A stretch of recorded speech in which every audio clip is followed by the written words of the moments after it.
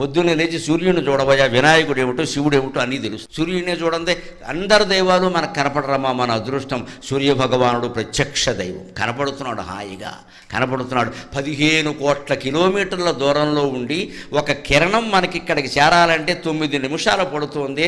అంత 9 నిమిషాల్లో కొన్ని కోట్ల కిరణాలని భూమండలానికి అందించి భూమండలాన్ని అంతటినీ తేజోవంతం చేస్తున్న సూర్యుడికి ఎన్ని నమస్కారాలు చేస్తే రుణం తీరుతుంది.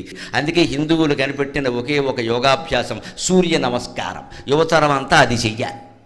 జమ్ము కాదు పనిలే. డాబా మీద సూర్య నమస్కారాలు చేయి. అది కొనడు, 4 యంత్రాలు కొంటాడు, పైకి లేపుతాడు, కిందకి తీస్తాడు, 4 రోజులు వాడతాడు. 4 రోజులు అయ్యాక దాని మీద తువ్వాళ్ళును బనీన్లు ఆరేస్తాడు.